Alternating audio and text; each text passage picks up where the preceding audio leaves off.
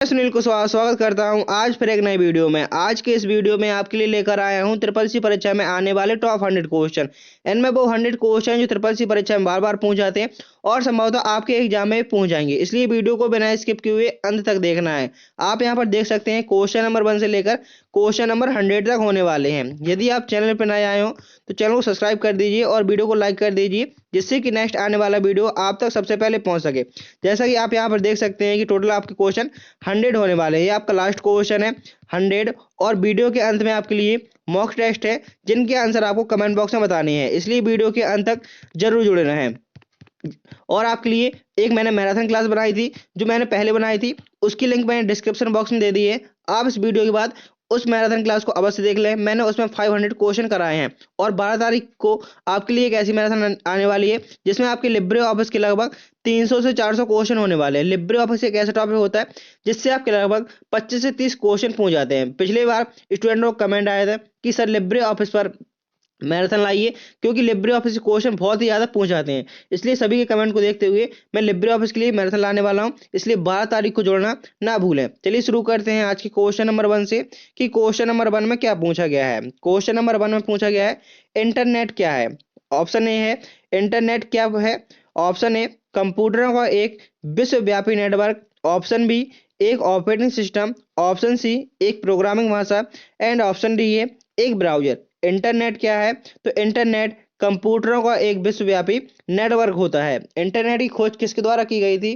तो इंटरनेट की खोज विंड सर्फ के द्वारा की गई।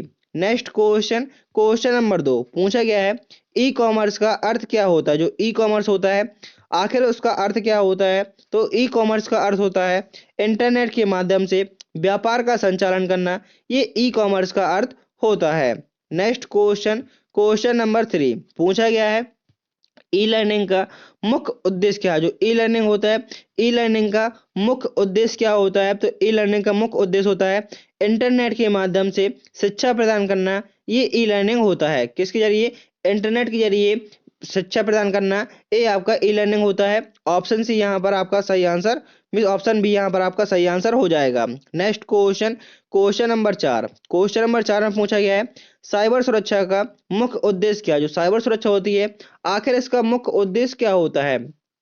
आपको साथ ही साथ कमेंट करते चलना है, जिससे आपके क्वेश्चन आपको भी याद हो जाएंगे। साथ ही साथ पहले जैसे मैंने क्वेश्चन बोला आप तुरंत कमेंट करेंगे और उसके बाद मैं उसका आंसर बताऊंगा। साइबर सुरक्षा का मुख्य उद्देश्य क्या होता है? तो साइबर सुरक्षा का मुख्य उद्देश्य होता है इंटरनेट पर डेटा और सिस्टम को सुरक्षा प्रदान करना।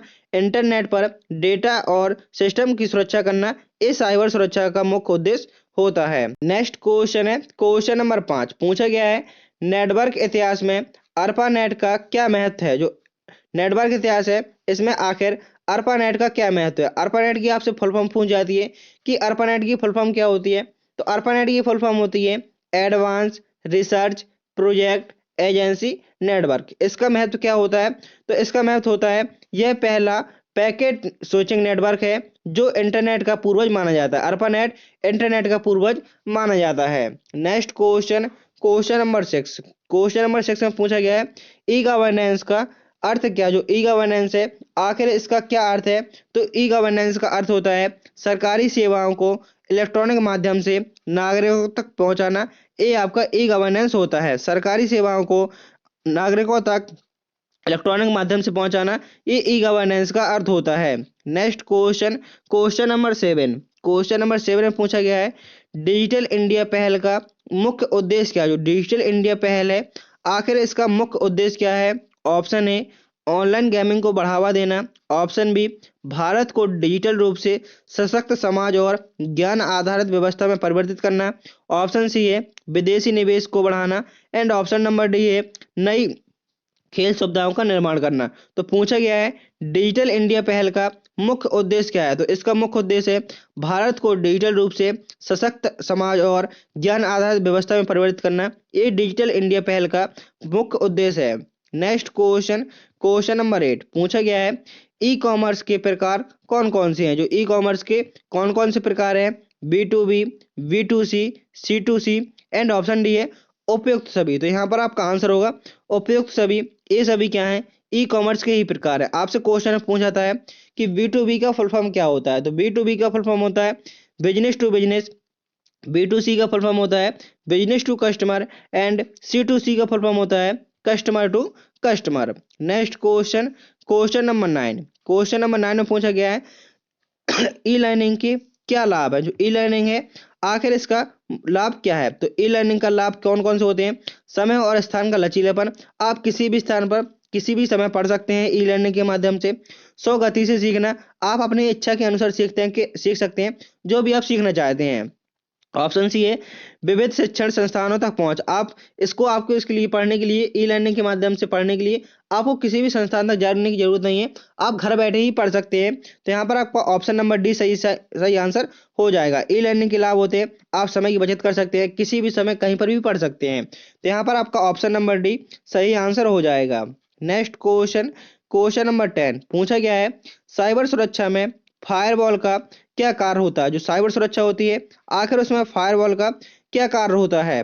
ऑप्शन ए कंप्यूटर को ठंडा रखना, ऑप्शन बी नेटवर्क ट्रैफिक को नियंत्रित करके अनाधिकृत पहुंच को रोकना, ऑप्शन सी डेटा को एन्क्रिप्ट करना एंड ऑप्शन डी है वायरस को हटाना। साइबर सुरक्षा में फायरवॉल का क्या कार्य है। तो साइबर सुरक्षा में फायरवॉल का कार्य होता है नेटवर्क ट्रैफिक को नियंत्रित करके अनाधिकृत पहुंच को रोकना, ये फायरवॉल का कार्य होता है। नेक्स्ट क्वेश्चन, क्वेश्चन नंबर 11 पूछा गया है HTTP का पूरा नाम क्या है। जो HTTP होता है आखिर इसकी फुल फॉर्म क्या होती है। HTTP की फुल फॉर्म होती है hyper text transfer protocol. HTTP की फुल फॉर्म क्या होती है hyper text transfer protocol. Option A यहाँ पर आपका सही आंसर हो जाएगा। आपके एग्जाम में फुल फॉर्म पूछेंगे, लगभग 5 से 7 फुल फॉर्म पूछ जाएंगे, इसलिए फुल फॉर्म को साथ ही साथ आपको लिखते जाना है जो फुल फॉर्म आपको याद नहीं है। HTTP का फुल फॉर्म होता है hyper text transfer protocol. Next question, question number 12। Question number 12 में पूछा गया है ई गवर्नेंस के कौन से घटक है। जो ई गवर्नेंस है आखिर उसके कौन कौन सी घटक हैं। ऑप्शन ए है G2G, option B G2C, option C G2B and option number D है उपयुक्त सभी। तो ई गवर्नेंस के कौन से घटक हैं। तो ई गवर्नेंस के ये सभी घटक हैं। G2G का फुल फॉर्म होता है सरकार टू सरकार, मतलब गवर्नमेंट टू गवर्नमेंट। G2G का मतलब होता है गवर्नमेंट टू गवर्नमेंट। G2C का मतलब government to customer means government to citizen. G2C का मतलब होता है government to citizen and option number C है G2B गवर्नमेंट टू बिजनेस। तो government to business e governance के घटक होते हैं। Next question, question number 13। Question number 13 में पूछा गया है स्मार्ट सिटी प्रोजेक्ट किससे संबंधित है। जो स्मार्ट सिटी प्रोजेक्ट है आखिर ये किससे संबंधित है। ई गवर्नेंस से संबंधित है, साइबर सुरक्षा से, ई कॉमर्स से या ई लर्निंग से। तो स्मार्ट सिटी किससे संबंधित है, किससे संबंधित प्रोजेक्ट है। तो ई जो स्मार्ट सिटी है ये ई गवर्नेंस से संबंधित प्रोजेक्ट है। तो यहाँ पर आपका ऑप्शन नंबर ए सही आंसर हो जाएगा। नेक्स्ट क्वेश्चन, क्वेश्चन नंबर 14 पूछा गया है DNS का पूरा नाम क्या है। DNS का फुल फॉर्म क्या होता है। तो DNS का फुल फॉर्म होता है डोमेन नेम सिस्टम। DNS का full form domain name system. यहाँ पर आपका ऑप्शन नंबर भी सही आंसर हो जाएगा। Next question, question number 15। Question number 15 में पूछा गया है कौन सा प्रोटोकॉल ईमेल भेजने के लिए प्रयोग किया जाता है। आप ईमेल को भेजने के लिए कौन से प्रोटोकॉल का प्रयोग करते हैं। Option A FTP। FTP की फुल फॉर्म होती है file transfer protocol. Option B HTTP hyper text transfer protocol. Option C है SMTP simple mail transfer protocol and option number D है TCP ट्रांसमिशन कंट्रोल प्रोटोकॉल। कौन सा protocol email भेजने के लिए प्रयोग किया जाता है। तो आपने यहाँ पर ऑप्शन नंबर सी सुना है कि simple mail transfer protocol SMTP का प्रयोग किया जाता है। Next question, question number 16। Question number 16 में पूछा गया है साइबर अपराध का एक उदाहरण क्या है। जो साइबर अपराध है आखिर इसका एक उदाहरण क्या है। ऑप्शन ए पासवर्ड चुराना, option B email spamming, option C data चोरी करना एंड ऑप्शन नंबर डी है उपयुक्त सभी। तो साइबर अपराध का एक उदाहरण कौन सा है। ये साइबर अपराध के क्या कह सकते हैं, ये सभी अपराध क्या है, ये साइबर अपराध है। ऑप्शन डी यहाँ पर आपका सही आंसर हो जाएगा। Next question, question number 17, e governance का एक उदाहरण क्या है? जो ई गवर्नेंस है उसके कौन कौन से उदाहरण है?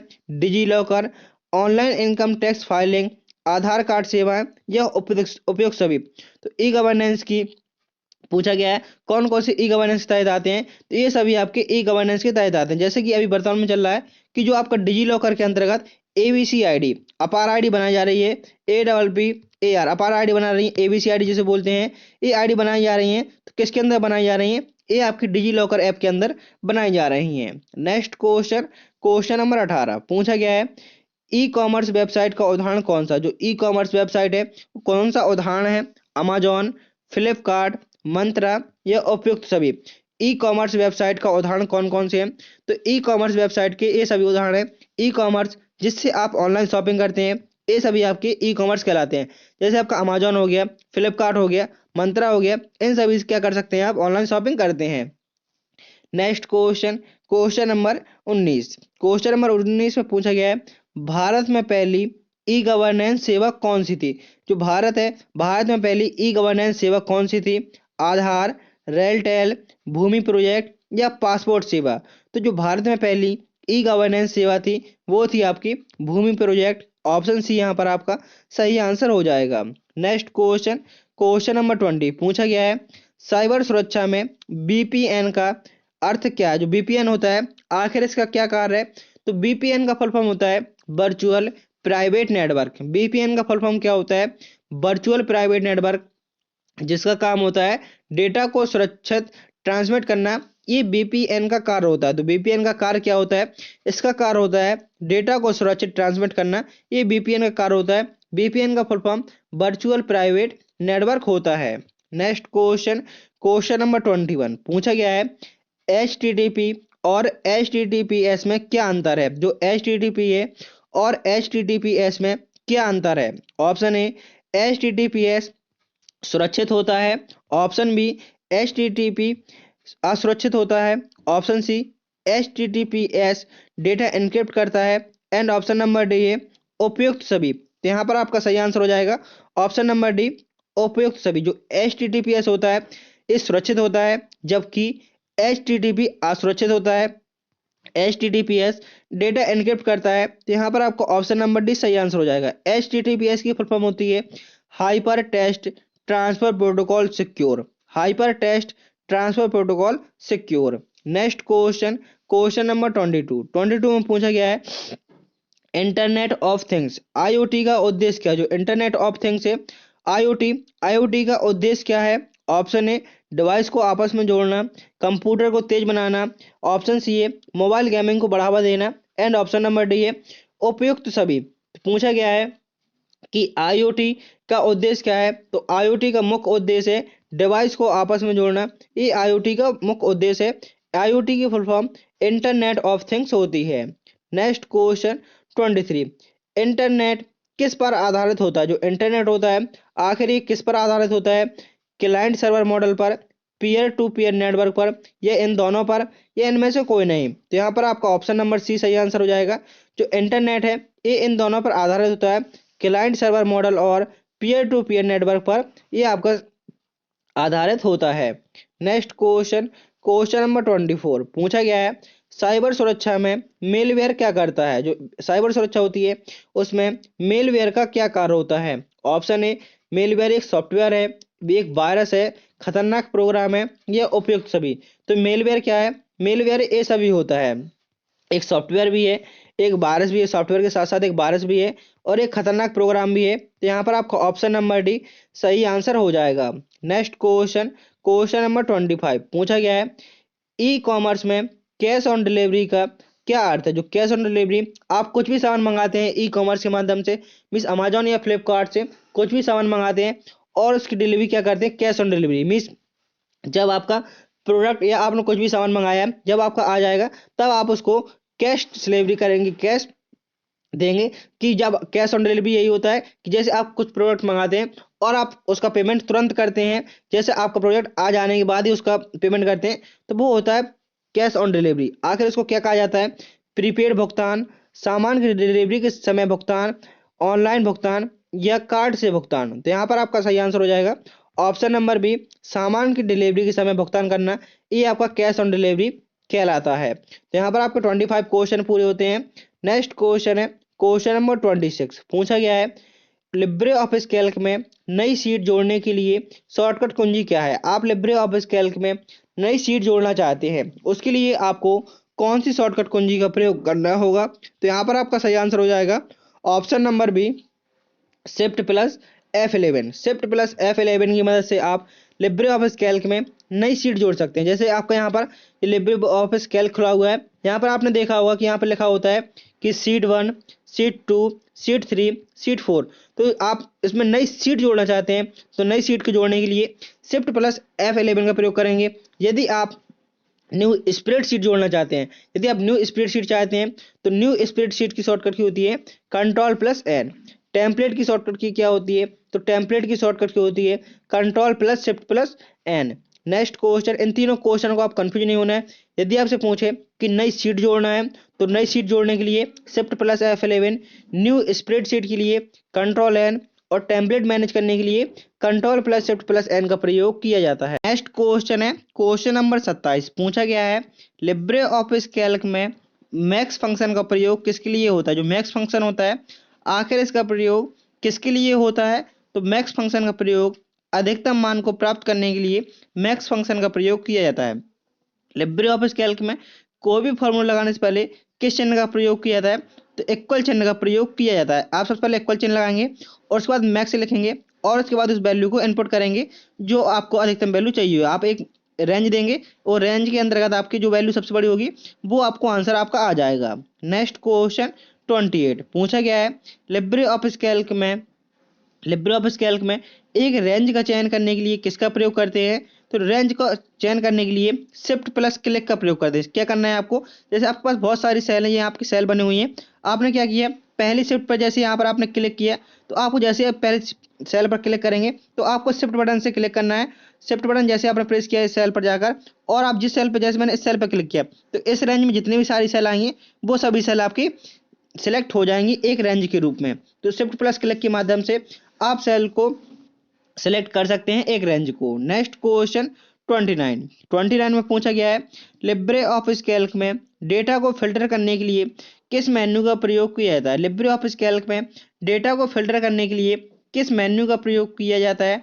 तो लिब्रे ऑफिस कैल्क में डेटा को फिल्टर करने के लिए डेटा मेन्यू का प्रयोग किया जाता है। किस मेन्यू का प्रयोग किया जाता है, तो डेटा मेन्यू का प्रयोग किया जाता है डेटा को फिल्टर करने के लिए।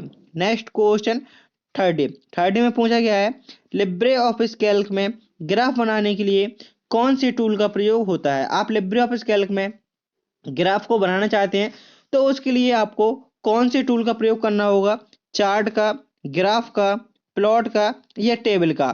तो लिब्रे ऑफिस कैल्क में यदि आप ग्राफ बनाना चाहते हैं तब आपको किसका प्रयोग करना पड़ेगा, तब आपको चार्ट टूल का प्रयोग करना होगा। Next question 31। पूछा गया है लिब्रे ऑफिस इम्प्रेस में प्रेजेंटेशन का डिफॉल्ट फॉर्मेट क्या होता है।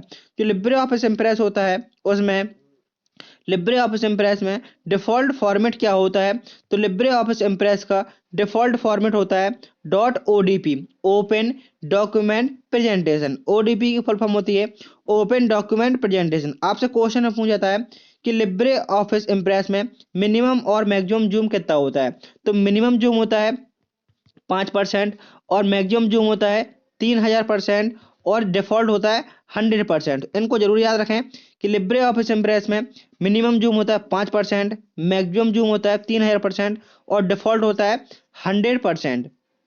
नेक्स्ट क्वेश्चन नंबर 32 में पूछा गया है लिब्रे ऑफिस इम्प्रेस में स्लाइड डुप्लीकेट करने की शॉर्टकट कुंजी क्या होती है। लिब्रे ऑफिस इम्प्रेस में स्लाइड को डुप्लीकेट करने के लिए कौन सी शॉर्टकट कुंजी का प्रयोग किया जाता है। तो लिब्रे ऑफिस इम्प्रेस में स्लाइड को डुप्लीकेट करने के लिए कंट्रोल प्लस डी का प्रयोग किया जाता है। कंट्रोल प्लस डी की मदद से आप किसी भी स्लाइड को डुप्लीकेट कर सकते हैं। जैसे आपकी ये स्लाइड बनी हुई है, आप चाहते हैं इसी प्रकार की एक और स्लाइड आ जाए, तो आप क्या करेंगे, सबसे पहले स्लाइड को सिलेक्ट करेंगे और उसके बाद उस स्लाइड पर जाकर आप कंट्रोल डी कर देंगे, तो उसी प्रकार की नीचे क्या आ जाएगी, इसी प्रकार की नीचे एक और स्लाइड आपकी आ जाएगी। तो किसी भी स्लाइड को डुप्लीकेट करने के लिए कंट्रोल प्लस डी का प्रयोग किया जाता है। नेक्स्ट क्वेश्चन नंबर 33 में पूछा गया है 33 नंबर क्वेश्चन में पूछा गया है लिब्रे ऑफिस इम्प्रेस में ट्रांजिशन इफेक्ट जोड़ने के लिए कौन सा विकल्प का प्रयोग किया जाता है। जो ट्रांजिशन होता है आखिर क्या होता है, जब एक स्लाइड के बाद दूसरी स्लाइड आती है और उसमें जो इफेक्ट होता है उसको ट्रांजिशन इफेक्ट बोला जाता है। तब आपको ट्रांजिशन इफेक्ट लगाना है, तब आपको कौन से मेन्यू के अंतर्गत किस विकल्प का प्रयोग करना होगा। उसके लिए आपको सबसे पहले आप स्लाइड मेन्यू पे जाएंगे और स्लाइड मेन्यू पर आपको एक ऑप्शन मिलेगा ट्रांजिशन का। सबसे पहले स्लाइड मेन्यू पर जाएंगे और स्लाइड मेन्यू पर ऑप्शन मिलेगा ट्रांजिशन का। तो ट्रांजिशन इफेक्ट को कैसे लगा सकते हैं, स्लाइड मेन्यू पर जाकर आप ट्रांजिशन इफेक्ट को लगा सकते हैं। जैसे आपकी यहाँ पर एक स्लाइड है, ये एक स्लाइड के बाद जो दूसरी स्लाइड आएगी, दूसरी स्लाइड में जो आप इफेक्ट चाहते हैं दूसरी स्लाइड आने से पहले, उसको बोलते हैं transition effect. Next question number 34 पूछा गया है लिब्रे ऑफिस इम्प्रेस में स्लाइड शो करने के लिए कौन सी शॉर्टकट कुंजी का प्रयोग किया जाता है। आप लिब्रे ऑफिस इम्प्रेस में स्लाइड को शो करना चाहते हैं, मीन्स उसको रन कराना चाहते हैं, जो आपने स्लाइड बनाई है, तो आपको कौन सी शॉर्टकट कुंजी का प्रयोग करना होगा। Option A escape, option B F5, option C F12 and option number D है control plus F5। Libre Office Impress में स्लाइड शो को यहाँ पर रोकने के लिए पूछ रहा है, तो रोकने के लिए किसका प्रयोग करेंगे, रोकने के लिए एस्केप का प्रयोग करेंगे। यदि स्लाइड शो पूछता आपसे, स्लाइड शो बस करने के लिए, जैसे यहाँ पर रोकने नहीं होता, तब आपका आंसर क्या होता, स्लाइड शो करने के लिए कौन सी शॉर्टकट कुंजी का प्रयोग करते हैं, तो स्लाइड शो करने के लिए F5 का प्रयोग करते हैं। F5 की मदद से आप स्लाइड को शो कर सकते हैं और रोकने के लिए एस्केप बटन का प्रयोग किया जाता है। नेक्स्ट क्वेश्चन 35 में पूछा गया है लिब्रे ऑफिस इम्प्रेस में टेक्स्ट बॉक्स जोड़ने का विकल्प कहाँ होता है। आप लिब्रे ऑफिस इम्प्रेस में टेक्स्ट बॉक्स जोड़ना चाहते हैं, क्योंकि आप जानते हैं कि आप लिब्रे ऑफिस इम्प्रेस में डायरेक्ट नहीं लिख सकते। जैसे आपका जो लिब्रे ऑफिस इम्प्रेस खुला हुआ है, आप इसमें डायरेक्ट नहीं लिख सकते, या तो आपको टेक्स्ट बॉक्स की आवश्यकता पड़ेगी, या आपको किसी शिप्स की आवश्यकता पड़ेगी, या आप किससे लिखेंगे, फ्रेमवर्क से लिखेंगे। तो आप इसमें लिब्रे ऑफिस में डायरेक्ट नहीं लिख सकते, लिब्रे ऑफिस इम्प्रेस में डायरेक्ट नहीं लिख सकते, तब आपको टेक्स्ट बॉक्स जोड़ना है। जब आप टेक्स्ट बॉक्स जोड़ेंगे तभी आप उसमें लिख पाएंगे। तो टेक्स्ट बॉक्स जोड़ने के लिए आपको किस मेन्यू का प्रयोग करना होगा, टेक्स्ट बॉक्स को जोड़ने के लिए आप सबसे पहले इंसर्ट मेन्यू पे जाएंगे और वहां पर आपको एक टेक्स्ट बॉक्स नाम का ऑप्शन मिलेगा, आप उसके जरिए टेक्स्ट बॉक्स को जोड़ सकते हैं। नेक्स्ट क्वेश्चन नंबर 36 में पूछा गया है लिब्रे ऑफिस में ऑटो सेव विकल्प किस मेन्यू में होता है। जो ऑटो सेव विकल्प होता है आखिर ये किस मेन्यू में होता है, टूल्स मेन्यू में, फाइल मेन्यू में, एडिट मेन्यू में, या व्यू मेन्यू में। तो पूछा गया है ऑटो सेव विकल्प किस मेन्यू में होता है, तो ऑटो सेव विकल्प होता है टूल्स मेन्यू में।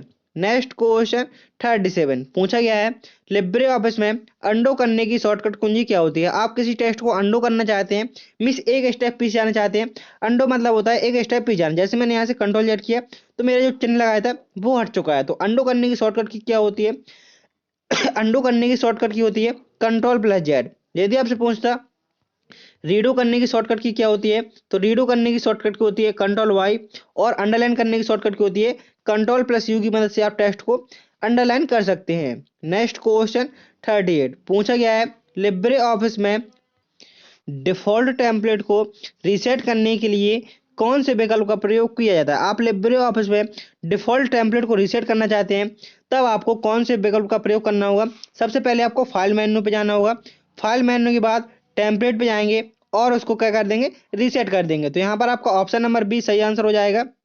सबसे पहले फाइल मेन्यू पे जाएंगे, उसके बाद टेम्पलेट पे आएंगे और उसको रीसेट कर देंगे, जो आपका डिफॉल्ट टेम्पलेट होगा वो आपका आ जाएगा। तो फाइल, टेम्पलेट एंड रीसेट के माध्यम से आप किसी भी मिस टेम्पलेट को रीसेट कर सकते हैं। नेक्स्ट क्वेश्चन 39 पूछा गया है लिब्रे ऑफिस में स्पेलिंग और ग्रामर जांचने के लिए विकल्प कहाँ मिलता है। इसकी शॉर्टकट की होती है F7। आप F7 की मदद से ये काम कर सकते हैं, लेकिन पूछा गया है कि आपको किस विकल्प का प्रयोग करना होगा। ऑप्शन ए टूल्स मेन्यू के अंदर स्पेलिंग, ऑप्शन बी है एडिट मेन्यू के अंदर spelling, and option number C है फॉर्मेट मेन्यू के अंदर spelling, and option number D है व्यू मेन्यू के अंदर स्पेलिंग। तो यहाँ पर आपका ऑप्शन नंबर ए सही आंसर हो जाएगा। स्पेलिंग और ग्रामर जांचने का विकल्प कहाँ मिलता है, ये मिलता है टूल्स मेन्यू के अंदर।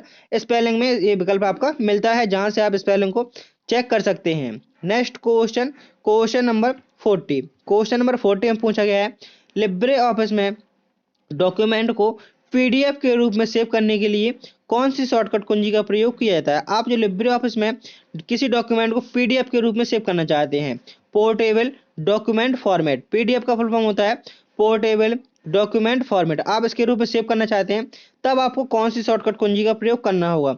तब आपको control plus shift plus F shortcut की का प्रयोग करना होगा। इससे आप डायरेक्ट किसी भी डॉक्यूमेंट को पीडीएफ के रूप में कन्वर्ट कर सकते हैं। Control plus shift plus P से क्या होता है? तो control plus shift plus P से होता है सुपर स्क्रिप्ट। मीन्स क्या होता है इसका मतलब? जैसे आप ए प्लस बी को स्क्वायर लिखते हैं, जो दो आप ऊपर लिखते हैं, जो लाइन के ऊपर लिखते हैं, ये होता है सुपर स्क्रिप्ट। तो control plus shift plus P के माध्यम से आप किसी भी संख्या को उसके ऊपर थोड़ा लिख सकते हैं। और control plus shift plus S shortcut की होती है सेव एज की। सेव एज की शॉर्टकट की control plus shift plus S होती है। नेक्स्ट क्वेश्चन 41 पूछा गया है, लिब्रे ऑफिस राइटर में वर्ड काउंट चेक करने का विकल्प कहाँ उपयोग होता है? जो लिब्रे ऑफिस राइटर होता है उसमें आप वर्ड काउंट को, जैसे वर्ड काउंट मतलब होता है जैसे आपका जो लिब्रे ऑफिस राइटर खोला हुआ है, आपने इसमें बहुत सारा कंटेंट लिख दिया, आप चाहते हैं इसमें देखना कि आखिर आपने टोटल कितने वर्ड लिखे हुए हैं और कितने कैरेक्टर लिखे हुए हैं। तो आपको ये विकल्प देखने के लिए, मीन्स आप देखना चाहते हैं कितना लिखा हुआ है, इसके लिए आपको किस विकल्प का प्रयोग करना होगा? इसके लिए सबसे पहले आप टूल्स मेन्यू पे जाएंगे और टूल्स मेन्यू पर आपको वर्ड काउंट का ऑप्शन मिल जाएगा। सबसे पहले टूल्स मेन्यू पे जाएंगे और उसके बाद आपको वर्ड काउंट का ऑप्शन मिल जाएगा, जिससे आप देख सकते हैं कि टोटल आपने कितने वर्ड और कितने कैरेक्टरों का प्रयोग किया है। नेक्स्ट क्वेश्चन 42 पूछा गया है, लिब्रे ऑफिस राइटर में बुक मार्क जोड़ने के लिए, बुक मार्क मतलब होता है कोई एक निश्चित स्थान, जैसे आप लिब्रे ऑफिस राइटर में कोई काम कर रहे हैं और जैसे आप पढ़ रहे हैं, आपका जो पूरा पैराग्राफ बना हुआ है, आपने जैसे यहाँ तक पढ़ा और आप चाहते हैं कि जैसे मैं यहाँ पर एक टिक लगा दूं, जैसे मैं खोलूं बुक मार्क पे जाऊं और मेरा वहीं पर टिक मिल जाएगी, मुझे ढूंढना ना पड़े कि आखिर मैंने इस पेज को कहाँ तक पढ़ लिया था। तो उसके लिए बुक मार्क का प्रयोग करते हैं एक निश्चित स्थान देखने के लिए, जहाँ तक आपने पढ़ लिया है, कोई काम कर लिया है, वहां तक उस टिक लगा सकते हैं, बुक मार्क कर सकते हैं। आखिर ये बुक मार्क कैसे करेंगे? तो सबसे पहले आप इंसर्ट मेन्यू पे जाएंगे, इंसर्ट मेन्यू पे जाने के बाद आप उसको बुकमार्क कर सकते हैं। नेक्स्ट क्वेश्चन 43 पूछा गया है, लिब्रे ऑफिस राइटर में पेज नंबर जोड़ने का विकल्प सही विकल्प क्या है? लिब्रे ऑफिस राइटर में पेज नंबर जोड़ने का विकल्प सही कौन सा है? Insert page number, tools page number, view page number या format page number. Page number जोड़ने के लिए आपको सबसे पहले क्या करना पड़ेगा? इंसर्ट मेन्यू पे जाएंगे और आप पेज नंबर को जोड़ सकते हैं। पेज नंबर जोड़ने के लिए किस मेन्यू का प्रयोग करना होता है? तो इंसर्ट मेन्यू का। आपसे सीधा सीधा क्वेश्चन पूछ जाता है कि आखिर जो पेज नंबर है ये किस मेन्यू में मिलता है, पेज नंबर किस मेन्यू में मिलेगा? पेज नंबर आपका इंसर्ट मेन्यू में मिलेगा। नेक्स्ट क्वेश्चन 44 पूछा गया है, लिब्रे ऑफिस राइटर में टेबल को जोड़ने की शॉर्टकट कुंजी क्या होती है? आप लिब्रे ऑफिस राइटर में, लिब्रे ऑफिस राइटर के बारे में थोड़ा चर्चा करते हैं। तो लिब्रे ऑफिस राइटर का एक्सटेंशन क्या होता है? तो लिब्रे ऑफिस राइटर का डिफॉल्ट फॉर्मेट होता है डॉट ओडीटी। ओडीटी क्या होता है? लिब्रे ऑफिस राइटर का ये आपका डिफॉल्ट फाइल फॉर्मेट होता है। ओडीटी की फुल फॉर्म होती है ओपन डॉक्यूमेंट टेस्ट। पूछा गया है, टेबल जोड़ने के लिए कौन सी शॉर्टकट कुंजी का प्रयोग करते हैं? तो लिब्रे ऑफिस राइटर में टेबल को जोड़ने के लिए कंट्रोल प्लस F12 का प्रयोग करते हैं। कंट्रोल प्लस F12 की मदद से आप लिब्रे ऑफिस राइटर में टेबल को जोड़ सकते हैं। नेक्स्ट क्वेश्चन नंबर 45 में पूछा गया है, लिब्रे ऑफिस राइटर में लाइन स्पेसिंग बदलने के लिए कौन से विकल्प का प्रयोग किया जाता है? आप लाइनों की स्पेसिंग को बदलना चाहते हैं, जैसे यहाँ पे लाइन है, आप इनके स्पेसों को बदलना चाहते हैं, तब आपको किसका प्रयोग करना होगा? फॉर्मेट मेन्यू के अंतर्गत पैराग्राफ, टूल्स मेन्यू के अंदर पैराग्राफ, इंसर्ट मेन्यू के अंदर line spacing and view menu के अंदर लाइन स्पेसिंग। तो लिब्रे ऑफिस राइटर में लाइन स्पेसिंग को बदलने के लिए किसका प्रयोग करेंगे? फॉर्मेट मेन्यू के अंदर जाएंगे सबसे पहले आप, और उसके बाद पैराग्राफ विकल्प पर क्लिक करेंगे, जिससे आप लाइनों को स्पेस को कम ज़्यादा कर सकते हैं। नेक्स्ट क्वेश्चन नंबर 46 पूछा गया है, लिब्रे ऑफिस कैल्क में सेल का बैकग्राउंड बदलने के लिए कौन सा विकल्प सही है? आप लिब्रे ऑफिस कैल्क में किसी सेल का बैकग्राउंड बदलना चाहते हैं। सेल क्या होता है? रो और कॉलम से मिलकर क्या होता है? एक सेल का निर्माण होता है। रो और कॉलम, जैसे रो कॉलम हो चुकी है और इससे क्या होगा? एक सेल का निर्माण होगा। जी क्या है? रो और कॉलम से मिलकर एक सेल का निर्माण होता है। तो पूछा गया, सेल का बैकग्राउंड बदलने के लिए किस विकल्प का प्रयोग करते हैं? तो यदि आप सेल का बैकग्राउंड बदलना चाहते हैं तो सबसे पहले फॉर्मेट मेन्यू पे जाएंगे और उसके बाद सेल को क्लिक करेंगे और उसके बाद उसका बैकग्राउंड चेंज कर सकते हैं। तो यहाँ पर आपका ऑप्शन नंबर ए सही आंसर हो जाएगा। नेक्स्ट क्वेश्चन 47 पूछा गया है, लिब्रे ऑफिस कैल्क में काउंट इफ फंक्शन का प्रयोग कब किया जाता है? जो काउंट इफ फंक्शन होता है, आखिर इसका प्रयोग कब किया जाता है ऑप्शन ए 2 सेलों को गुणा करने के लिए, ऑप्शन बी कक्षों में दी गई शर्तों के आधार पर गिनने के लिए, डेटा को जोड़ने के लिए या न्यूनतम मान खोजने के लिए। काउंट इफ फंक्शन का प्रयोग किसके लिए होता है? तो काउंट इफ फंक्शन का मान कक्षों में दी गई शर्त के आधार पर गिनने के लिए काउंट इफ फंक्शन का प्रयोग होता है। नेक्स्ट क्वेश्चन, क्वेश्चन नंबर 48 पूछा गया है, लिब्रे ऑफिस कैल्क में ग्राफ का प्रकार बदलने का विकल्प कहाँ मिलता है? आप लिब्रे ऑफिस कैल्क में ग्राफ का प्रकार बदलना चाहते हैं तो वो विकल्प आपको कहाँ मिलेगा? इंसर्ट मेन्यू के अंदर चार्ट, टूल्स मेन्यू के अंदर chart type and option number C है फॉर्मेट मेन्यू के अंदर chart type and option number D है व्यू मेन्यू के अंदर चार्ट टाइप। तो यदि आप ग्राफ को बदलना चाहते हैं लिब्रे ऑफिस कैल्क में तब आपको विकल्प कहाँ मिलेगा? तो सबसे पहले आपको इंसर्ट मेन्यू के अंदर जाना पड़ेगा और इंसर्ट मेन्यू में आपको एक ऑप्शन मिलेगा चार्ट का। तो लिब्रे ऑफिस कैल्क में ग्राफ का प्रकार बदलने के लिए कहाँ विकल्प मिलता है? तो इंसर्ट मेन्यू के अंदर। नेक्स्ट क्वेश्चन 49 में पूछा गया है लिब्रे ऑफिस कैल्क में फ्रीज रो विकल्प कहाँ मिलता है? फ्रीज रो मतलब होता है कि जैसे आपने यहाँ पर पहली रो को फ्रीज कर दिया, इसका मतलब होता है कि यदि आप अंतिम रो पर भी पहुंच जाएंगे, यदि आप अंतिम रो पर भी पहुंच जाएंगे तब भी क्या होगा, आपकी ये रो आपकी हमेशा दिखती रहेगी। तो ये होती है फ्रीज रो। आप जिस भी रो को फ्रीज कर देंगे तो वो आपकी रो वहीं पर दिखती रहेगी और आप चाहे जितने नीचे तक चले जाएं। टोटल रो होती है लिब्रे ऑफिस कैल्क में 10,48,576, 10,48,576। टोटल रो कितनी होती है? 10,48,576। तो फ्रीज रो का विकल्प कहाँ मिलता है? तो फ्रीज रो का विकल्प मिलता है आपका व्यू मेन्यू के अंदर। किसके अंदर? व्यू मेन्यू के अंदर फ्रीज रो का विकल्प मिलता है आपको। Next question, question number 50। Question number 50 में पूछा गया है लिब्रे ऑफिस कैल्क में डेट और टाइम फॉर्मेट बदलने के लिए किस मेन्यू का प्रयोग करते हैं? आप लिब्रे ऑफिस कैल्क में डेट और टाइम के फॉर्मेट को बदलना चाहते हैं तब आपको किस मेन्यू का प्रयोग करना होगा? डेट और टाइम को फॉर्मेट करने के लिए सबसे पहले आप फॉर्मेट पे आएंगे और यहाँ पर एक सेल्स का ऑप्शन मिलेगा तो आप उसके जरिए डेट और टाइम का फॉर्मेट बदल सकते हैं। तो यहाँ पर आपके 50 क्वेश्चन पूरे होते हैं। उम्मीद करता हूँ कि आपको वीडियो पसंद आ रहा होगा। यदि आपने चैनल को सब्सक्राइब नहीं किया तो चैनल को सब्सक्राइब कर दीजिए और वीडियो को लाइक कर दीजिए और अपने दोस्तों में शेयर भी नहीं किया तो शेयर कर दीजिए। मैंने वीडियो के डिस्क्रिप्शन में सभी वीडियो की लिंक दे दी हैं। आप इस वीडियो के बाद ऑप्शन के माध्यम से पिछले वीडियो देख सकते हैं जो आपकी परीक्षा के लिए बहुत ज़्यादा हेल्पफुल होंगे। नेक्स्ट क्वेश्चन है, टोटल आपके 100 क्वेश्चन होने वाले हैं तो वीडियो के अंत तक जरूर जुड़े रहें। क्वेश्चन नंबर 51 में पूछा गया है कंप्यूटर की चौथी पीढ़ी में किसका प्रयोग किया गया था? तो कंप्यूटर की टोटल कितनी पीढ़ियां हुई हैं? तो कंप्यूटर की टोटल 5 पीढ़ियां हुई हैं। तो पूछा गया है चौथी पीढ़ी में किसका प्रयोग किया गया था? चौथी पीढ़ी में किसका प्रयोग किया गया था? चौथी पीढ़ी में माइक्रो प्रोसेसर का प्रयोग किया गया था। किसका प्रयोग? माइक्रो प्रोसेसर का। तो पहली पीढ़ी में किस चीज का प्रयोग किया गया था? तो फर्स्ट जनरेशन में पहली पीढ़ी में वैक्यूम ट्यूब का प्रयोग किया गया था। दूसरी पीढ़ी में ट्रांजिस्टर, तीसरी पीढ़ी में इंटीग्रेटेड सर्किट। जो सिलिकॉन इंटीग्रेटेड सर्किट है ये आपकी सिलिकॉन की बनी होती है। और चौथी पीढ़ी में माइक्रो प्रोसेसर और पांचवी पीढ़ी में एआई आर्टिफिशियल इंटेलिजेंस का प्रयोग किया गया था। नेक्स्ट क्वेश्चन है क्वेश्चन नंबर 52 में पूछा गया है नेपियर बॉन्ड किसने विकसित किया? जो नेपियर बॉन्ड कंप्यूटर है आखिर इसको किसके द्वारा विकसित किया गया था? तो नेपियर बॉन्ड को जॉन नेपियर के द्वारा विकसित किया गया था। ऑप्शन नंबर बी यहाँ पर आपका सही आंसर हो जाएगा। नेक्स्ट क्वेश्चन, क्वेश्चन नंबर 53 में पूछा गया है भारत का पहला डिजिटल कंप्यूटर कौन सा था? जो भारत का पहला डिजिटल कंप्यूटर कौन सा था? तो भारत का पहला डिजिटल कंप्यूटर था TIFRAC। भारत का पहला डिजिटल कंप्यूटर था TIFRAC। नेक्स्ट क्वेश्चन, यदि आपसे पूछे भारत का पहला सुपर कंप्यूटर कौन सा था? तो भारत का पहला सुपर कंप्यूटर का नाम था परम 8000। किसके द्वारा बनाया गया था? तो सुपर कंप्यूटर को विजय भाटकर पांडुरंग के द्वारा बनाया गया था। विजय भाटकर पांडुरंग के द्वारा ये आपका सुपर कंप्यूटर परम 8000 बनाया गया था। कंप्यूटर का नेक्स्ट क्वेश्चन है क्वेश्चन नंबर 54 में पूछा गया है माइक्रोचिप का आविष्कार किसके द्वारा किया गया था? जो माइक्रोचिप है आखिर इसका आविष्कार किसके द्वारा किया गया था? माइक्रोचिप का आविष्कार जैक किल्बी के द्वारा किया गया था। आपसे इस क्वेश्चन में पूछा गया है जो माइक्रोचिप का आविष्कार किसके द्वारा किया गया था? तो माइक्रोचिप का आविष्कार जैक किल्बी और रॉबर्ट नोयस के द्वारा किया गया था। ऑप्शन नंबर ए यहाँ पर आपका सही आंसर हो जाएगा। माइक्रोचिप का आविष्कार जैक किल्बी और रॉबर्ट नोयस के द्वारा किया गया था। नेक्स्ट क्वेश्चन, क्वेश्चन नंबर 55 पूछा गया है आधुनिक कंप्यूटरों में प्रयोग की जाने वाली पहली प्रोग्रामिंग भाषा कौन सी थी? तो आधुनिक कंप्यूटर हैं उनमें प्रयोग की जाने वाली पहली प्रोग्रामिंग भाषा कौन सी थी? कोबोल, फोर्ट्रॉन या फोरजॉन नहीं है, या फोर्ट्रॉन है, बेसिक या मशीन लैंग्वेज। तो आधुनिक कंप्यूटर में प्रयोग की जाने वाली कौन सी भाषा थी?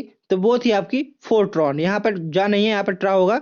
फोर्ट्रॉन आपकी पहली प्रोग्रामिंग भाषा थी जो आधुनिक कंप्यूटरों में प्रयोग की जाती थी। Next question, question number 56।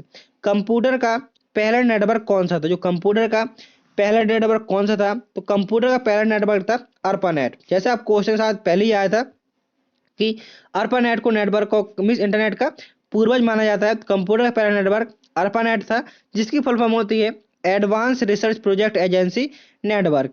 Next question, question number 57। दुनिया का पहला लैपटॉप कौन सा था? मींस कह सकते हैं वर्ल्ड का प्रथम लैपटॉप कौन सा था? तो दुनिया का पहला लैपटॉप था OSBORNE ऑसबॉर्न फर्स्ट। ये दुनिया का पहला लैपटॉप था। ऑप्शन बी यहाँ पर आपका सही आंसर हो जाएगा। दुनिया का पहला लैपटॉप OSBORN ये फर्स्ट आपका दुनिया का पहला लैपटॉप था। नेक्स्ट क्वेश्चन, क्वेश्चन नंबर 58 पूछा गया है एप्पल कंप्यूटर का पहला उत्पाद क्या था? जो एप्पल कंप्यूटर है आखिर इसका प्रथम उत्पाद कौन सा था? किसने इसका आविष्कार किया था?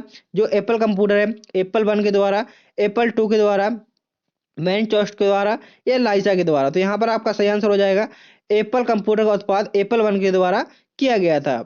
नेक्स्ट क्वेश्चन 59 पूछा गया है कंप्यूटर विज्ञान में ट्यूरिंग टेस्ट का प्रयोग किसके लिए होता है? जो ट्यूरिंग टेस्ट होता है, यहाँ पर टी नहीं है, यहाँ पर ट्यूरिंग है,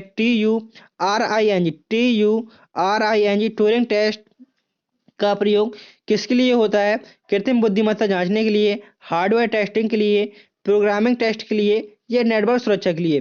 तो ट्यूरिंग टेस्ट का प्रयोग किसके लिए होता है? तो इसका प्रयोग होता है कृत्रिम बुद्धिमत्ता को जांचने के लिए ट्यूरिंग टेस्ट का प्रयोग होता है। ऑप्शन ए यहाँ पर आपका सही आंसर हो जाएगा। Next question, question number 60। Question number 60 में पूछा गया है पहला सर्च इंजन कब लॉन्च हुआ था? जो पहला सर्च इंजन है आखिर ये कब लॉन्च हुआ था? तो पहला सर्च इंजन सन 1990 में लॉन्च हुआ था। पहला सर्च इंजन कब लॉन्च हुआ था? तो पहला सर्च इंजन सन 1990 में लॉन्च हुआ था। नेक्स्ट क्वेश्चन, क्वेश्चन नंबर 61 में पूछा गया है IBM का पहला पर्सनल कंप्यूटर कौन सा था? जो IBM का पहला पर्सनल कंप्यूटर कौन सा था? IBM की फुल फॉर्म होती है इंटरनेशनल बिजनेस मशीन। तो पूछा गया है IBM का पहला पर्सनल कंप्यूटर कौन सा था? तो IBM का पहला पर्सनल कंप्यूटर था IBM 5150। ऑप्शन बी यहाँ पर आपका सही आंसर हो जाएगा। नेक्स्ट क्वेश्चन 62 पूछा गया है भारत में इंटरनेट सेवाएं कब शुरू हुई? भारत में इंटरनेट सेवाएं आखिर कब शुरू हुई? 1991 से, 1995, 1997 या 1999? भारत में इंटरनेट सेवाएं सन 1995 से ही शुरू हुई। किसके द्वारा शुरू किया गया था? तो BSNL के द्वारा भारत में इंटरनेट सेवाएं शुरू की गई। विदेश संचार निगम लिमिटेड द्वारा भारत में इंटरनेट सेवाएं शुरू की गई। कब से? सन 1995 से। नेक्स्ट क्वेश्चन, क्वेश्चन नंबर 63 में पूछा गया है दुनिया का पहला वेब ब्राउज़र कौन सा था? जो वर्ल्ड का पहला वेब ब्राउज़र कौन सा था? Mosaic, Netscape, world wide web, internet explorer. तो दुनिया का पहला वेब ब्राउज़र कौन सा था? तो दुनिया का पहले वेब ब्राउज़र का नाम था वर्ल्ड वाइड वेब। दुनिया के पहले वेब ब्राउज़र का नाम था world wide web, means WWW का फुल फॉर्म होता है world wide web.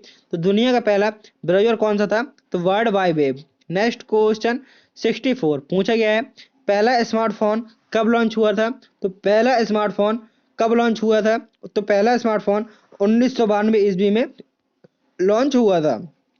Next question, question number 65 पूछा गया है पहला कंप्यूटर वायरस क्रीपर किस सिस्टम को प्रभावित करता? जो पहला कंप्यूटर वायरस था एक किस सिस्टम को प्रभावित करता था? आपसे क्वेश्चन पूछा है कि पहले कंप्यूटर वायरस का क्या नाम था? तो पहले कंप्यूटर वायरस का नाम था क्रीपर। पहले कंप्यूटर वायरस का क्या नाम था? क्रीपर। एक किस सिस्टम को प्रभावित करता था? ये अर्पानेट को प्रभावित करता था। किसको? अर्पानेट को ये प्रभावित करता था। नेक्स्ट क्वेश्चन, क्वेश्चन नंबर 66 पूछा गया है ब्लूटूथ तकनीक का नाम किस पर आधारित है? जो ब्लूटूथ तकनीक है का नाम किस पर आधारित है? एक राजा के नाम से, एक वैज्ञानिक, एक जानवर या एक आविष्कारक? तो यहाँ पर एक सही आंसर हो जाएगा ब्लूटूथ तकनीक का नाम किस पर आधारित है? तो एक राजा के नाम पर इसका नाम आधारित है ब्लूटूथ का। Next question, question number 67। कौन सी मशीन पहली बार डेटा प्रोसेसिंग के लिए बनी थी? कौन सी मशीन थी जो पहली बार डेटा को प्रोसेस करने के लिए उसको बनाया गया था? ऑप्शन ए है punch card machine, option B defence engine, option C analytical engine and option number D है हार्वर्ड मार्क 1। तो यहाँ पर आपका सही आंसर हो जाएगा option number B defence engine. कौन सी मशीन पहली बार डेटा प्रोसेसिंग के लिए बनी थी? ये थी आपकी defence engine. Next question, question number 68 पूछा गया है बेसिक। बेसिक का पूरा नाम क्या होता है? कंप्यूटर विज्ञान में बेसिक का फुल फॉर्म क्या होता है?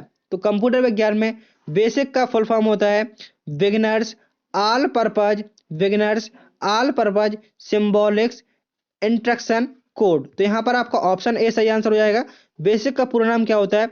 Beginners all purpose symbolics instruction code, ये बेसिक का पूरा नाम होता है। नेक्स्ट क्वेश्चन, क्वेश्चन नंबर 69 में पूछा गया है पास्कल प्रोग्रामिंग भाषा का नाम किस पर आधारित है? जो पास्कल प्रोग्रामिंग भाषा है आखिर इसका नाम किस पर आधारित है? ब्लेज पास्कल पर, चार्ल्स बेबेज पर, जॉन नेपियर पर या एडा लवलेस?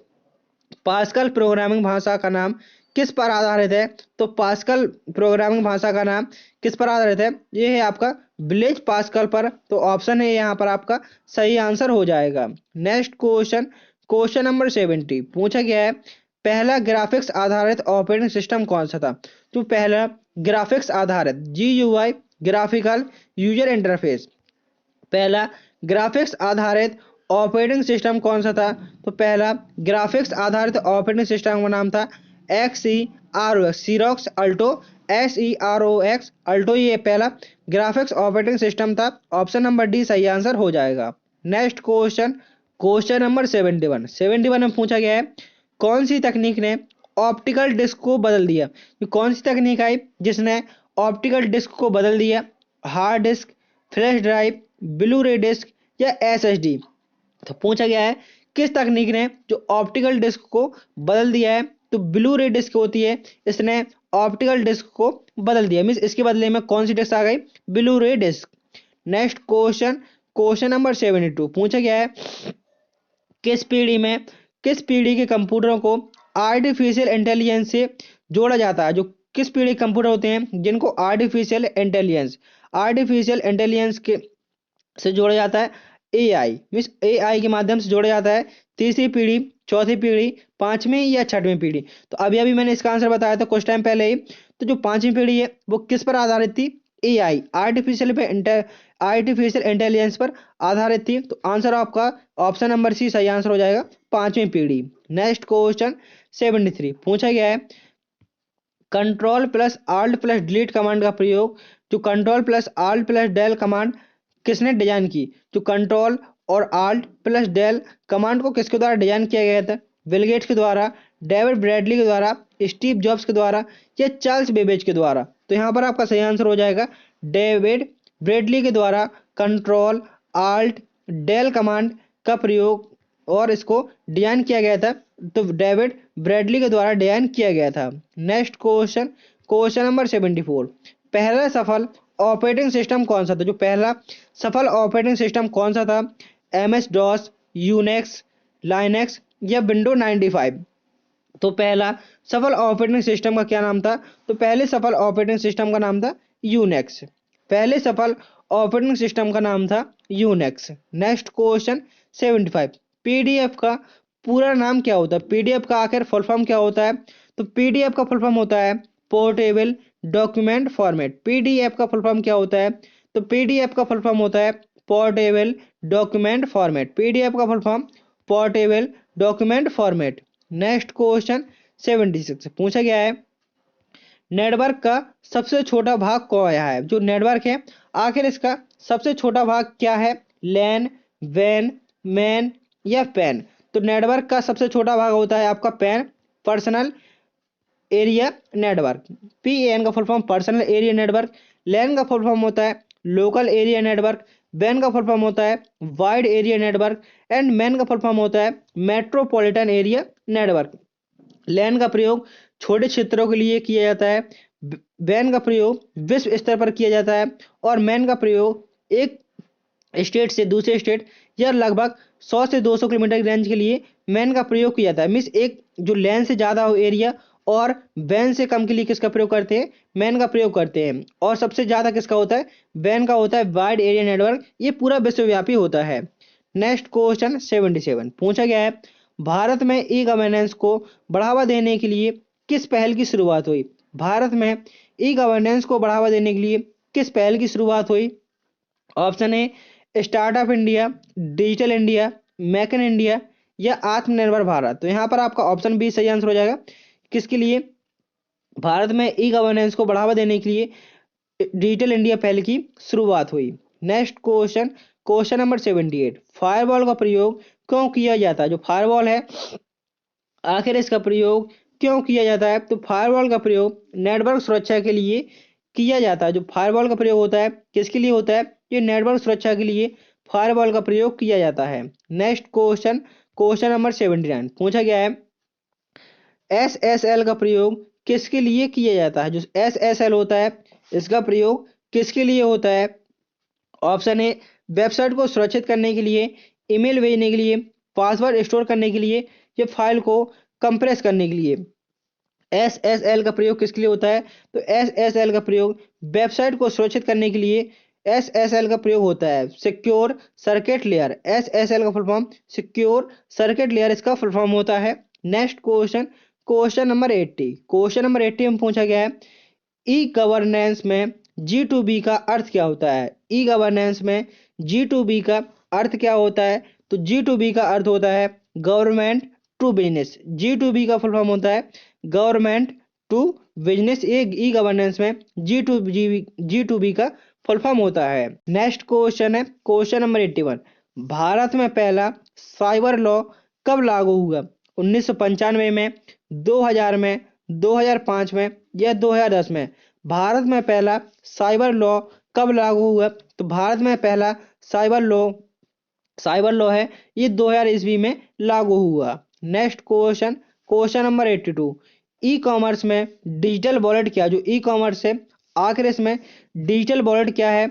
ऑनलाइन पैसा स्टोर करने का माध्यम, क्रेडिट कार्ड, डेबिट कार्ड या बैंक खाता। ई कॉमर्स में डिजिटल वॉलेट क्या है, तो डिजिटल वॉलेट ऑनलाइन पैसा स्टोर करने का एक माध्यम होता है जिसको डिजिटल वॉलेट कहा जाता है। नेक्स्ट क्वेश्चन, क्वेश्चन नंबर 83 पूछा गया है, 83 में भारत की सबसे बड़ी ई कॉमर्स कंपनी कौन सी है। भारत की सबसे बड़ी ई कॉमर्स कंपनी कौन सी है, फ्लिपकार्ट, अमेजॉन, स्नैपडील या पेमेंट मॉल। तो भारत की सबसे बड़ी ई कॉमर्स कंपनी कौन सी है, तो भारत की सबसे बड़ी ई कॉमर्स कंपनी है फ्लिपकार्ट। यदि विश्व में पूछा है तो विश्व में कौन सी है, अमेजॉन। यदि भारत में पूछ रहा है तो भारत में है आपकी Flipkart. Next question, question number 84 पूछा गया है, साइबर बुलिंग का क्या अर्थ है। जो साइबर बुलिंग है आखिर इसका क्या अर्थ है, तो साइबर बुलिंग का अर्थ होता है, जो साइबर बुलिंग होता है इसका अर्थ होता है ऑनलाइन धमकी देना।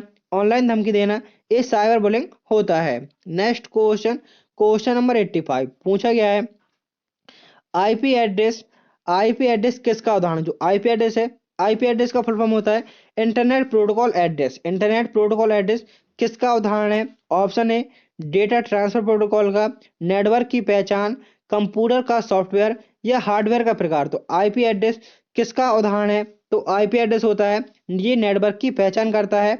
ऑप्शन नंबर बी सही आंसर हो जाएगा। आईपी एड्रेस किसका उदाहरण है, तो आईपी एड्रेस नेटवर्क की पहचान करता है।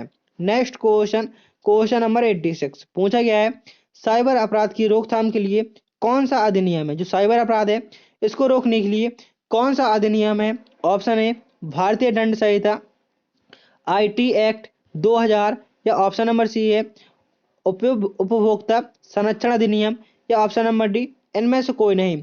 साइबर अपराध की रोकथाम के लिए कौन सा अधिनियम है, तो साइबर अपराध की रोकथाम के लिए अधिनियम आईटी एक्ट 2000 है। Next question, question number 87, Gmail किस प्रकार की सेवा है। जो जीमेल है वो किस प्रकार की सेवा है, ईमेल सेवा है, सोशल मीडिया है, क्लाउड स्टोरेज है या वीडियो कॉलिंग है। आपसे पूछा जाता है आखिर ईमेल का आविष्कार किसके द्वारा किया गया था, तो ईमेल का आविष्कार रे टॉमलिंसन के द्वारा किया गया था। ईमेल का आविष्कार किसके द्वारा किया गया था? तो ईमेल का आविष्कार रे टॉमलिंसन के द्वारा किया गया था। कब किया गया था? सन 1972 ईस्वी में किया गया था। ईमेल किस प्रकार की सेवा है? में जो जीमेल है वो किस प्रकार की सेवा है? यह एक ईमेल सेवा होती है। नेक्स्ट क्वेश्चन, क्वेश्चन नंबर 88 पूछा गया है, टीसीपी आईपी प्रोटोकॉल का उद्देश्य क्या है? जो टीसीपी आईपी प्रोटोकॉल होता है इसका फुल फॉर्म होता है transmission control protocol internet protocol. पूछा गया है इसका उद्देश्य क्या है? ऑप्शन ए डेटा ट्रांसफर करना, ऑप्शन बी नेटवर्किंग करना, ऑप्शन सी फाइल शेयरिंग करना एंड ऑप्शन नंबर डी है उपयुक्त सभी। तो यहाँ पर आपका सही आंसर हो जाएगा ऑप्शन नंबर डी उपयुक्त सभी। टीसीपी आईपी का फुल फॉर्म होता है transmission control protocol internet protocol. इसका मुख्य उद्देश्य होता है डेटा ट्रांसफर करना, नेटवर्किंग करना और फाइल शेयरिंग करना। ये टीसीपी आईपी का मुख्य उद्देश्य होता है। नेक्स्ट क्वेश्चन है क्वेश्चन नंबर 89 पूछा गया है, नेटवर्क में हब का क्या कार्य? जो नेटवर्क है आखिर इसमें हब का क्या कार्य है? ऑप्शन ए डेटा पैकेट को रिसीव और फॉरवर्ड करना, इंटरनेट की स्पीड बढ़ाना, कंप्यूटर को बंद करना या नेटवर्क मॉनिटर करना। तो यहाँ पर आपका सही आंसर हो जाएगा नेटवर्क में हब का क्या कार्य होता है? तो नेटवर्क में हब का कार्य होता है डेटा पैकेट को रिसीव करना और उसे फॉरवर्ड करना। ये नेटवर्क में हब का कार्य होता है। Next question, question number 90, question number 90 पूछा गया है, इंटरनेट पर डेटा सुरक्षित करने के लिए कौन से प्रोटोकॉल का प्रयोग किया जाता है? इंटरनेट पर डेटा को सुरक्षित करने के लिए HTTPS का प्रयोग किया जाता है। HTTPS का फुल फॉर्म होता है hyper text transfer protocol secure. HTTPS का फुल फॉर्म होता है hyper text transfer protocol secure. Internet पर डेटा को सुरक्षित करने के लिए HTTPS का प्रयोग किया जाता है। नेक्स्ट क्वेश्चन, क्वेश्चन नंबर 91 में पूछा गया है, फिशिंग का मुख्य उद्देश्य क्या है? जो फिशिंग है आखिर इसका मुख्य उद्देश्य क्या है? तो फिशिंग का मुख्य उद्देश्य होता है पासवर्ड और व्यक्तिगत जानकारी चुराना। फिशिंग का मुख्य उद्देश्य क्या होता है? तो फिशिंग का मुख्य उद्देश्य होता है पासवर्ड और व्यक्तिगत जानकारी चुराना। क्या कहलाता है? फिशिंग कहलाता है। आपसे क्वेश्चन घुमा के पूछ सकता है कि व्यक्तिगत पासवर्ड और व्यक्तिगत जानकारी को चुराना क्या कहलाता है? मालवेयर कहलाता है, एंटीवायरस कहलाता है, प्रोग्रामिंग कहलाता है या फिशिंग कहलाता है? तो क्या कहलाता है? फिशिंग कहलाता है। पासवर्ड और व्यक्तिगत जानकारी चुराना फिशिंग कहलाता है। Next question, question number 92, Bharat में साइबर अपराध को रोकने के लिए कौन सा संगठन जिम्मेदार है? भारत में साइबर अपराध को रोकने के लिए कौन सा संगठन जिम्मेदार है? देखिए आपका संगठन CERT-N। कौन सा संगठन? CERT-N जिम्मेदार होता है साइबर अपराध को रोकने के लिए। नेक्स्ट क्वेश्चन, क्वेश्चन नंबर 93, कौन सा उपकरण नेटवर्क में डेटा को रूट करता है? कौन सा उपकरण है जो नेटवर्क में डेटा को रूट करता है? राउटर, स्विच, हब या गेटवे? कौन सा उपकरण नेटवर्क में डेटा को रूट करता है? तो यहाँ पर आपका सही आंसर हो जाएगा ऑप्शन नंबर ए राउटर, यहाँ पर सही आंसर हो जाएगा। Next question, question number 94, digital साक्षरता का क्या अर्थ है? जो डिजिटल साक्षरता है आखिर इसका क्या अर्थ है? तो डिजिटल साक्षरता का अर्थ होता है कंप्यूटर और इंटरनेट का ज्ञान। डिजिटल साक्षरता मतलब क्या होता है? कंप्यूटर और इंटरनेट का ज्ञान, ये आपका डिजिटल साक्षरता कहलाता है। Next question, question number 95, question number 95 में पूछा गया है, साइबर सुरक्षा में रैनसमवेयर क्या करता है? जो साइबर सुरक्षा है आखिर उसमें रैनसमवेयर क्या करता है? ऑप्शन ए डेटा एन्क्रिप्ट करता है और फिरौती मांगता है, ऑप्शन बी है सिस्टम को तेज करता है, फाइल को डिलीट करता है या वायरस को हटाता है। तो रैनसमवेयर का क्या कार्य होता है? इसका कार्य होता है डेटा को एन्क्रिप्ट कर और फिरौती मांगता है। डेटा को एन्क्रिप्ट करता है और फिरौती मांगता है। Next question, question number 96, internet of things IoT का एक उदाहरण कौन सा है? तो IoT का एक उदाहरण है ये सभी स्मार्ट वॉच हो गया, स्मार्ट होम हो गया और फिटनेस ट्रैक हो गया, ये सभी IoT इंटरनेट ऑफ थिंग के उदाहरण है। तो यहाँ पर आपका ऑप्शन नंबर डी सही आंसर हो जाएगा। नेक्स्ट क्वेश्चन, क्वेश्चन नंबर 97 पूछा गया है, कौन सा उपकरण कंप्यूटर को इंटरनेट से जोड़ता है? जो कौन सा उपकरण है जो कंप्यूटर को इंटरनेट से जोड़ता है? मॉडेम, प्रिंटर, कीबोर्ड या माउस? कंप्यूटर का कौन सा उपकरण होता है जो इंटरनेट से जोड़ता है? तो यहाँ पर आपका सही आंसर हो जाएगा मॉडेम। मॉडेम की फुल फॉर्म होती है मॉड्यूलेटर, डी मॉड्यूलेटर। आपसे क्वेश्चन पूछा जाता है कि निम्न में से कौन सी इनपुट डिवाइस है, तो ये इनपुट डिवाइस में कौन कौन सी डिवाइस आ जाएंगी, माउस हो जाएगा, कीबोर्ड हो जाएगा, स्कैनर हो जाएगा, MICR हो जाएगा, BCR हो जाएगा, MICR हो जाएगा, BCR हो जाएगा। ये सभी आपकी इनपुट डिवाइस है जिससे आप कंप्यूटर को इंस्ट्रक्शन देते हैं, उसको इनपुट डिवाइस बोला जाता है। आउटपुट डिवाइस मॉनिटर हो गया, प्रिंटर हो गया, स्पीकर हो गया और प्रोजेक्टर हो गया, प्लॉटर हो गया, ये सभी क्या है, ये सभी आपकी आउटपुट डिवाइस हैं। नेक्स्ट क्वेश्चन, क्वेश्चन नंबर 98 में पूछा गया है ई गवर्नेंस में G2C का क्या अर्थ है। जो G2C है आखिर इसका अर्थ क्या है, तो G2C का अर्थ होता है, G2C का अर्थ होता है गवर्नमेंट टू सिटीजन। G2C का अर्थ होता है government to citizen. Next question, question number 99, कौन सा प्रोटोकॉल फाइल ट्रांसफर के लिए प्रयोग होता है। जो कौन सा प्रोटोकॉल है जिसका प्रयोग फाइल ट्रांसफर के लिए होता है, FTP, SMTP,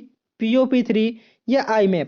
कौन से प्रोटोकॉल का प्रयोग फाइल ट्रांसफर के लिए किया जाता है, तो FTP, जिसका फुल फॉर्म होता है फाइल ट्रांसफर प्रोटोकॉल। एंड ये आपका लास्ट क्वेश्चन है, क्वेश्चन नंबर 100, भारत का पहला ई कॉमर्स प्लेटफॉर्म कौन सा है, तो भारत का पहला ई कॉमर्स प्लेटफॉर्म है इंडिया प्लाजा। भारत का पहला ई कॉमर्स प्लेटफॉर्म है इंडिया प्लाजा। यहाँ पर आपके 100 क्वेश्चन पूरे होते हैं। अब यहाँ पर आपके मॉक टेस्ट हैं जिनके आंसर आपको कमेंट बॉक्स में बताने हैं। पहला क्वेश्चन है लिब्रे ऑफिस राइटर में पेज नंबर जोड़ने का सही विकल्प क्या है। Next question, Libre Office Writer में टेबल को इंसर्ट करने के लिए कौन सी शॉर्टकट कुंजी का प्रयोग किया जाता है। नेक्स्ट क्वेश्चन, PDF का पूरा नाम क्या होता है। नेक्स्ट क्वेश्चन, नेटवर्क का सबसे छोटा भाग क्या है। एंड ये आपका लास्ट क्वेश्चन, कौन सा प्रोटोकॉल ईमेल भेजने के लिए प्रयोग किया जाता है। इन सभी के आंसर आपको कमेंट बॉक्स में देने हैं। उम्मीद करता हूं कि आपको वीडियो पसंद आया होगा। यदि आपने अभी चैनल को सब्सक्राइब नहीं किया तो चैनल को सब्सक्राइब कर दीजिए और वीडियो को लाइक कर दीजिए, जिससे कि नेक्स्ट आने वाला वीडियो आप तक सबसे पहले पहुंच सके। और अपने दोस्तों में भी शेयर कर दीजिए जिनका भी SSC का एग्जाम होने वाला है। मिलते हैं नेक्स्ट वीडियो में। थैंक यू, टेक केयर, जय हिंद, जय भारत।